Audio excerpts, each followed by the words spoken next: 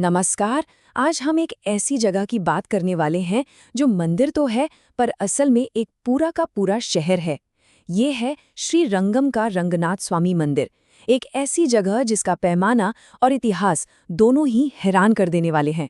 तो चलिए इसकी भव्यता और रहस्यों को परत दर परत जानते हैं।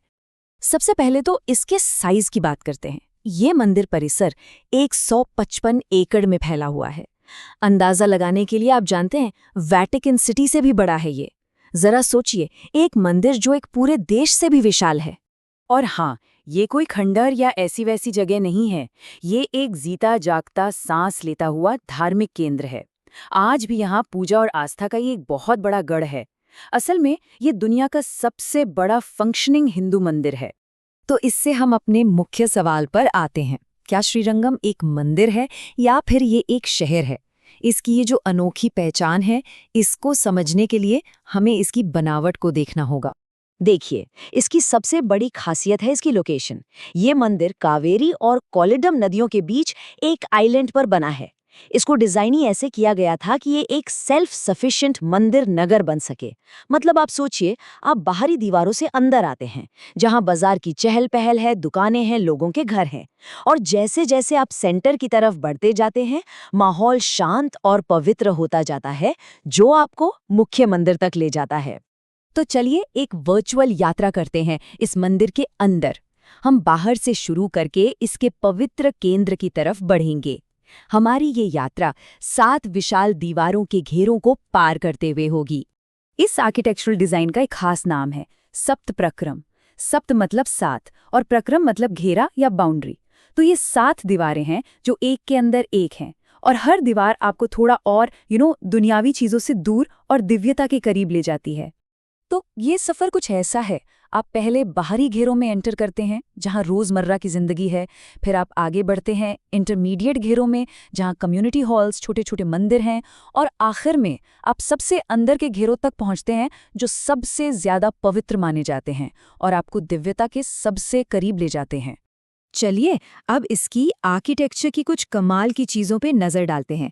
मंदिर के जो कई हॉल्स हैं ना, जिन्हें मंडपम कहते हैं, वहाँ गजब की कलाकारी मिलती है। 3 तो कमाल के हॉल्स हैं। एक है 1000 स्तंभों वाला हॉल, सोचिए कितना बड़ा होगा।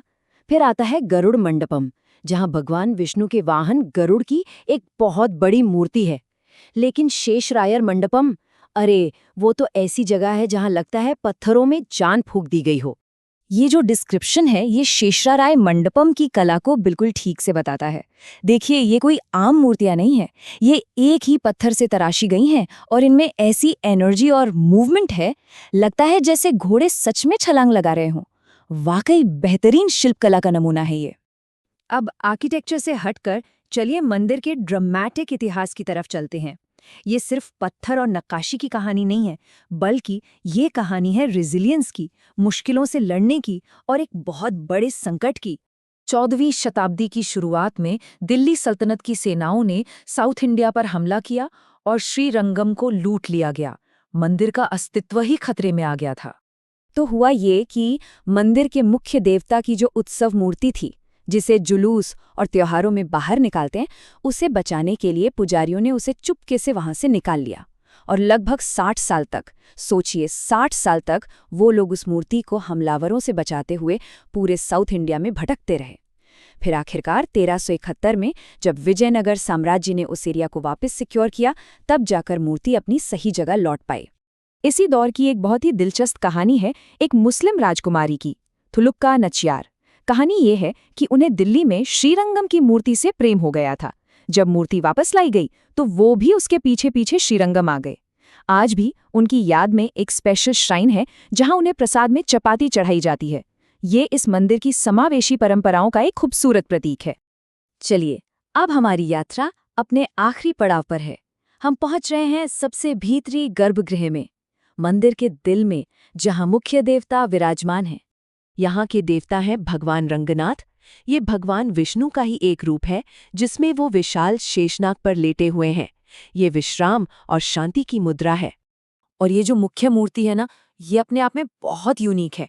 एक तो ये 20 फीट लंबी है और पत्थर से नहीं बल्कि सुधाई नाम के एक खास हर्बल प्लास्टर से बनी है।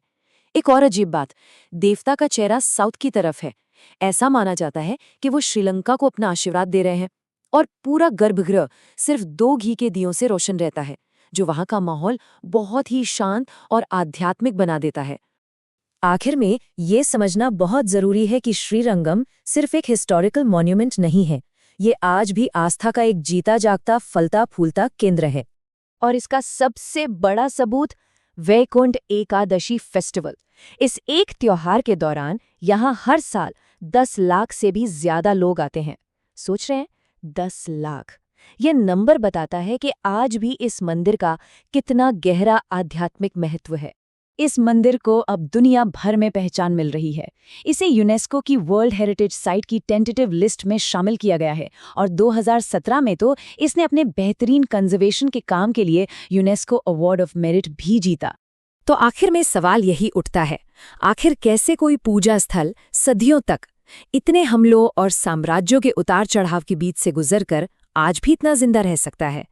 श्रीरंगम सिर्फ आर्किटेक्चर या इतिहास का नमूना नहीं है, ये तो आस्था की ताकत, कम्युनिटी की एकता और इंसानी जज्बे का एक जीता जागता सबूत है, जो वक्त से भी परे है।